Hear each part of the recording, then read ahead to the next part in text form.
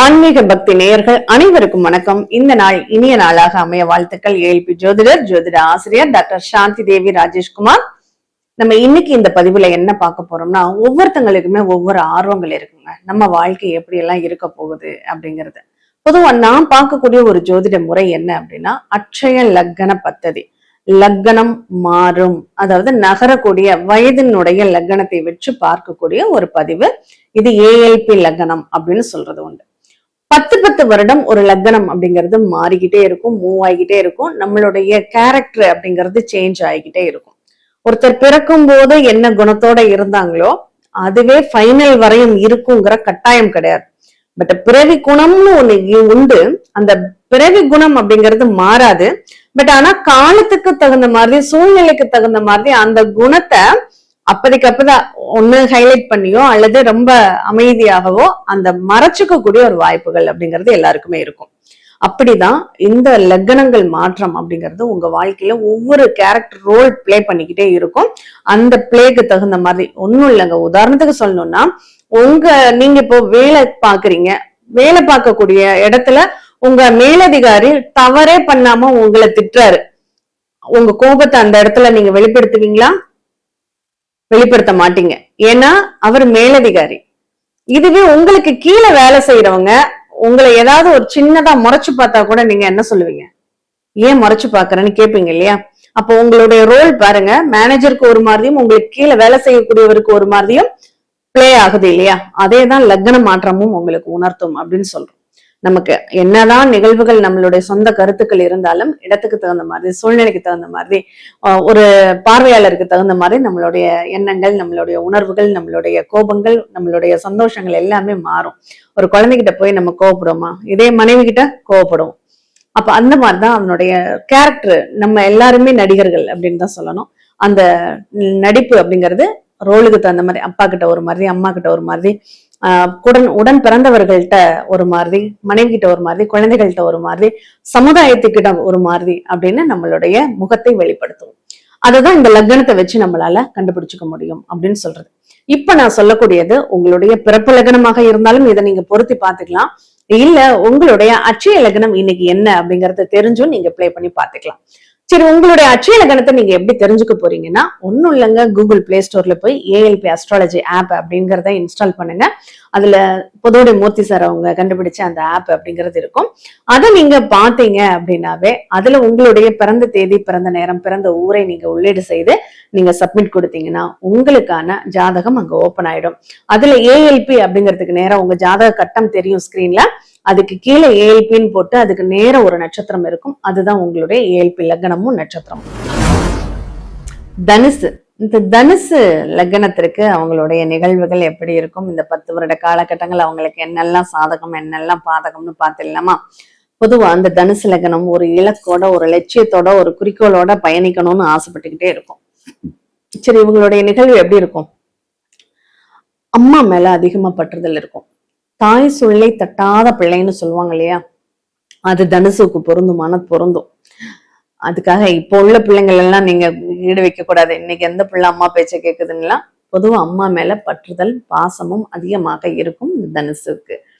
அம்மா என்ன யோசிக்கிறாங்களோ அதையேதான் இவரும் யோசிப்பார். அதனால 2 பேருக்கும் ஒரே வேவ் லென்த். ஆனா கல்யாண வாழ்க்கையில அம்மா யோசிச்சதே நம்மளும் யோசிச்சுட்டு இருந்தா மனைவியோட சேர்ந்து வாழணும் இல்லையா? அதுவும் இவங்களுக்கு கொஞ்சம் சவாலான ஒரு விஷயமாகவே இருக்கும். அதனால அதை கொஞ்சம் கவனிக்க வேண்டிய இடத்துலதான் இருக்காங்க. அறிவு, அனுபவம் 2ம் போட்டி போடும். இவருக்கு வரக்கூடிய வாழ்க்கை துணை எப்படி இருப்பாங்க? வேலைக்கு போகக்கூடிய பெண்ணாக அமைவாங்க. நல்ல அறிவான, நல்ல படித்த, நிறைய படித்த ஒரு வாழ்க்கை துணை இவருக்கு அமையும் அப்படின்னு சொல்லலாம். அதே நேரத்துல இவர் கொஞ்சம் அதெல்லாம் பெருசு பண்ண மாட்டாரு.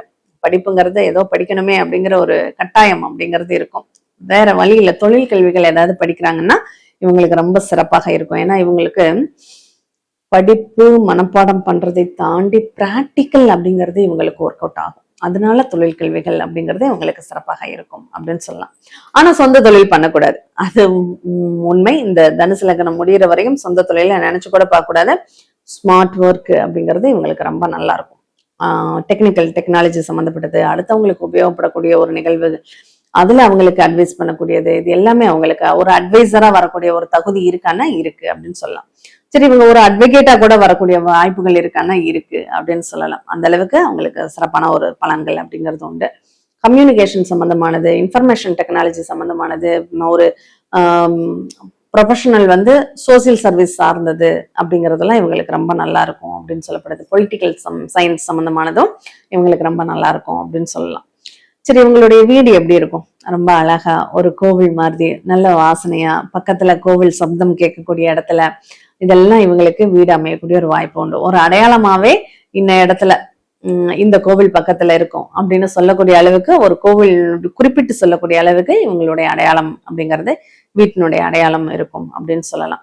இவங்களுடைய மனசு என்னங்க சொல்லுது? மனசு எதை நினைச்சாலும் அதுல விரயங்கள் உண்டுங்க. மனோ விரயம்னு சொல்லலாம். ஆசைப்பட்டதை அங்க செலவு பண்ணி போராடி ஜெயிக்கணும் அப்படிங்கிற ஒரு சூழ்நிலை அப்படின்னு சொல்லப்படுது. குழந்தைகளுக்கு சதா செலவு இருந்துகிட்டே இருக்கும். ஒரு சில ஜாதகங்கள்ல குழந்தைகள் வருமானத்தை கொடுப்பாங்கன்னு பார்த்தோம்.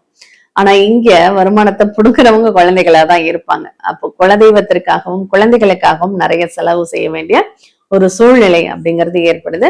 கொஞ்சம் வெளியூர்ல தங்கி படிக்கக்கூடிய ஒரு வாய்ப்புகள் அப்படிங்கிறது குழந்தைகளுக்கு அதிகமாகவே உண்டு. பக்கத்துல இருக்கிறத விட அவங்க வெளியில இருக்கிறது நல்லது அப்படிங்கிற ஒரு அமைப்பு இருக்கு. சரி, இவங்களுக்கு ஆரோக்கியம் எப்படி இருக்க போகுது அப்படின்னா, ஆரோக்கியத்தை பொறுத்தளவுல அவங்களுக்கு நல்லாவே இருக்கு. ஆனா வாய் அடக்கம் அப்படிங்கிறது தேவை. வாயை கட்டணும், வயிற்று கட்டினா ஆரோக்கியம் நல்லா இருக்கும் அப்படிங்கிறத புரிஞ்சுக்கணும்.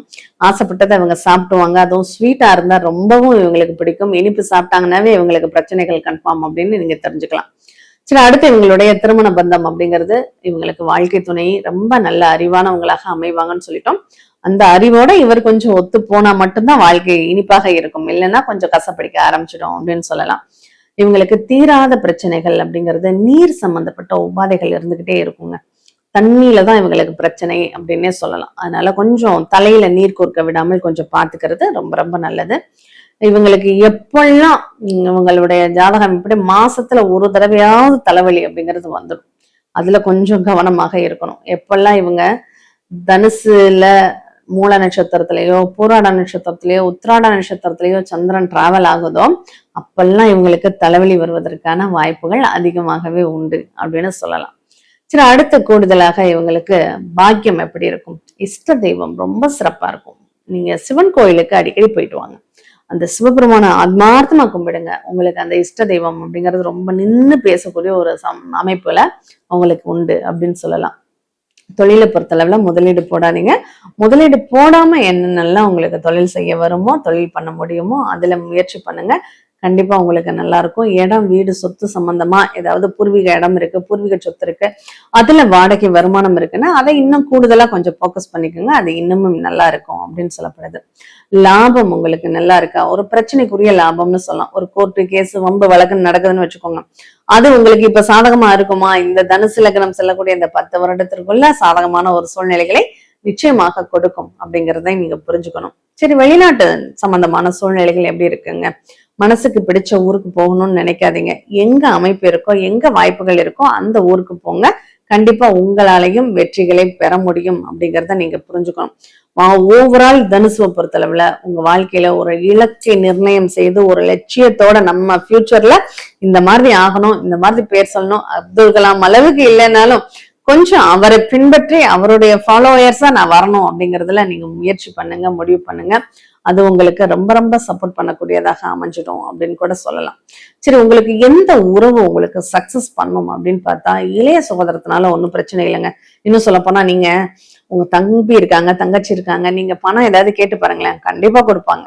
இதே மூத்த சகோதரம்னு பாருங்க, கண்டிப்பா பிரச்சனை ஆயிடுங்க. அவங்கள்ட்ட மட்டும் கடனே வாங்காதீங்க. கடன் வாங்கினா கண்டிப்பா அவங்க உங்களுக்கு தர மாட்டாங்க. அவங்களுக்கு சைன் அத்தாரிட்டி போட்டாலும் அந்த கடனை நீங்க தான் கட்டுற மாதிரி இருக்கும். அதனால கடனை மூத்த சகோதரர்கிட்ட தவிர்த்துக்கோங்க. அதே மாதிரி நீங்க வெளியில யாருக்கிட்டாவது கடன் வாங்குறீங்கன்னு வச்சுக்கோங்க, இந்த ஒரு பாயிண்ட மனசுல வச்சுக்கிட்டு வாங்க.